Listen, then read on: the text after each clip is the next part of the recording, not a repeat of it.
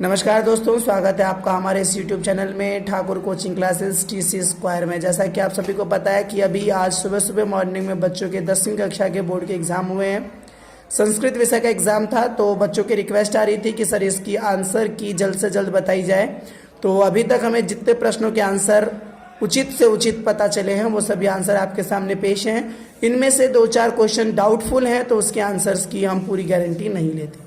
चलिए आइए हम चलते अपने प्रश्नों के ऊपर। जैसा कि आप देखेंगे प्रश्न नंबर 1 था, इसके अंदर आपने देखा था संधि विच्छेद का प्रश्न था। या तो संधि दी गई थी उसको विच्छेद का बताना था, या फिर विच्छेद दिया गया था उसकी संधि को बताना था। तो आप देखेंगे यहाँ पर पहला प्रश्न है अधोलिखितानि रेखांकित पदानि संधि विच्छेदम व चुनुत। अर्थात दिए गए प्रश्न पत्र में से दिए गए प्रश्नों में से जो रेखांकित किया गया है उनमें से आपको उचित अर्थ चुन करके यहाँ पर लिखने हैं। तो देखेंगे सबसे पहला है पाषाणी सभ्यता निसर्गे श्यान। यहाँ श्यान शब्द है, तो देखेंगे श्यान शब्द का जो अर्थ होता है वो जो शब्द बनता है वो है श्यात जमा न। दूसरे क्वेश्चन पे देखेंगे तनु पेश्याद भ्रमति सदा वक्रम। पेश्याद और भ्रमति के नीचे अंडरलाइन किया गया है, तो इसका जो संधि विच्छेद है वो बनेगा पेश्याद जमा भ्रमति, अर्थात पेश्याद भ्रमति। ठीक है, अगला प्रश्न देखेंगे तीसरा अयम एकः तावत। अब देखो अयम एकः प्लस तावत लिखा हुआ है, अर्थात इसका शब्द बनेगा अयम एकः है तो विसर्ग का स बन जाता है, इसलिए शब्द बनेगा अयम एकः अस्तावत।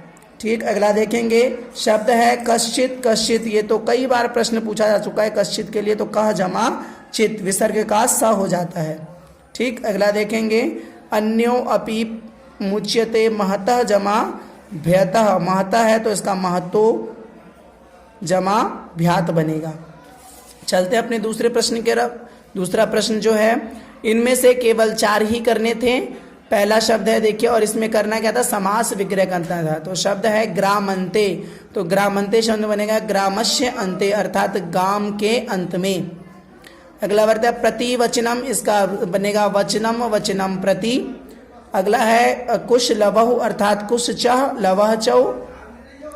अगला है पुत्रस्य दैन्यम, इसका बनेगा पुत्र दैन्यम। अगला है राजासनम, अर्थात राज्ञः जमा आसनम। थोड़ा जल्दी जल्दी देखेंगे। अब तीसरे प्रश्न की तरफ चलते हैं। तीसरा प्रश्न देखेंगे प्रकृति प्रत्यय अलग करना था। तो पहला मैं रमणीय, तो यहाँ पर स्त्री प्रत्यय है, तो रमणीय में जब टाप जुड़ता है तो शब्द बनता है रमणीय। बुद्धिमान, बुद्धि जमा मतुप बराबर बुद्धिमान। अगला देखेंगे शीतल जमा त्वा, शब्द बनेगा शीतलत्वम। अगला है समीर चलितः, तो इसका बनेगा समीर चलित जमा टाप, क्योंकि यहाँ आ की मात्रा लगी है इसलिए टाप प्रत्यय का प्रयोग हुआ है। आगे है बल जमा मतुप, इसका नपुंसक लिंग में शब्द बनेगा बलवान। आगे देखेंगे तो अगला है वाचस्य परिवर्तनम करना है, तो तन्या डैश खादती, तो तन्या क्या खादती, तो फलम खादती। ठीक, चित्राणि दृश्यन्ति, इसमें आएगा अस्माभि। भगनी ओदनम पचती। आगे है त्वया किम करोसी। आगे देखेंगे समय वाला है। समय वाला तो बहुत, जैसे कि यहाँ पर दिख रहा है 7:30 बजे, तो इसके लिए बनेगा सर्द सप्तवादनम। 8 बज रहे हैं तो अष्टवादने। आगे चलेंगे शब्द है 8:45, तो मतलब पादोन नववादनम। अगला है 9:30, तो सार्ध नववादनम। उससे अगला है 12:15, अर्थात सपाद द्वादश वादने। प्रश्न नंबर 14 की तरफ चलेंगे। इसमें उचित अव्यय पद लगने, तो व्याघ्रो अपि सहसा। यत्रस्ते स ध्रुता, तो यत्र है तो यत्र का उल्टा तत्र होता है। जहां यत्र का प्रयोग होता है उसके साथ हमेशा तत्र शब्द का प्रयोग किया जाता है। सह दीन इति जाननम अपि कृषकः त बहुधा पीड़यति, और यदि यदा है तो यदा का तदा ही बनेगा। ठीक, आगे चलेंगे प्रश्न संख्या 7वें की तरफ। यूयाम पाठम पठती, तो देखो यूयम है तो पठती गलत है, पठत शब्द का प्रयोग होना चाहिए था। आम्रम है तो आम्रम एक वचन है, हमें बहुवचन का शब्द चाहिए, क्योंकि यहाँ भी बहुवचन यहाँ भी बहुवचन, तो शब्द बनेगा आम्राणी। अयम है, अयम नहीं होता, इदम होता है, तो इसलिए इदम शब्द का प्रयोग चलेगा। और आगच्छत नहीं होगा, गमिष्यति शब्द का प्रयोग चलेगा। आगे देखेंगे इसमें प्रश्नवाचक शब्द आता है, धेनु नाम है तो इसमें आएगा काशाम। मह्यम कस्मई, मनुषात कस्मात, उद्येन, उद्येन देखो एक जगह का नाम है तो यहाँ चलेगा कुत्र। आगे है अनन्योभ्यो, तो इसमें केभ्य, अगर इसके ऑप्शन में अगर केभ्यो होता तो वो भी सही होता। अगले में चलेंगे प्रकृत्या, तो इसके आएगा कश्याः।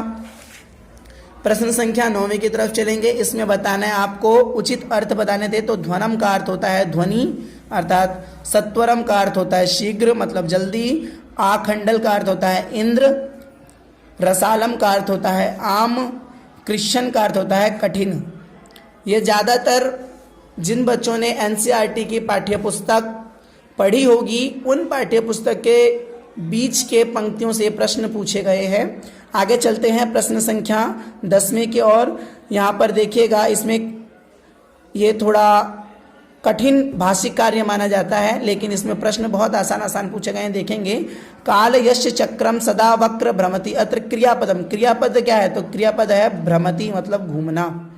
क्रुद्ध कृषि वाला तम उथि पयतुम बहुबारम यत्नम करोति, विशेषण पद क्या है, तो कृषिवल विशेष्य है तो उसका विशेषण क्या था कि वो कैसा था, क्रुद्ध था मतलब गुस्से में था। इदानीम बहुमंडलम भृशम दूषितम जातम, यहाँ पर अत्यधिक शब्द का अर्थ है भृशम, भृशम मतलब भी बहुत होता है और अत्यधिक मतलब भी बहुत होता है। आगे देखेंगे, अहम अत्र भवतो जनकाम नमतो विभुवेदुतुम इच्छामि। अब यहाँ शब्द कर्तरी मतलब कर्ता पद पूछना है, तो कर्ता पद यहाँ पर क्या है, अहम। आगे देखेंगे अगला प्रश्न 48वां, इसका होगा प्रेक्षामी।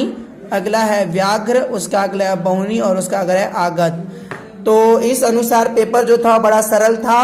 और सबसे पहले तो बहुत बहुत धन्यवाद सीबीएसई बोर्ड को जिन्होंने ये एग्ज़ाम पेपर बहुत अच्छा बनाया, और सभी बच्चों को भी बहुत बहुत शुभकामनाएं। आशा करते हैं कि आपके बहुत सारे उत्तर सही गए होंगे। हमारे इस सॉल्वेंसी में 2-3 प्रश्नों पर हमें भी डाउट है, तो उसके लिए हम पूर्ण गारंटी नहीं देते, लेकिन जितने भी गए हैं वो उचित हैं। आप सभी छात्र कमेंट में ज़रूर बताएं कि आपके कितने प्रश्न सही गए, इस हिसाब से आपके कितने अंक बनते हैं। और इस वीडियो को लाइक करें, सब्सक्राइब करो, अपने दोस्तों के साथ शेयर करके अधिक से अधिक इस आंसर को फैलाएं। धन्यवाद।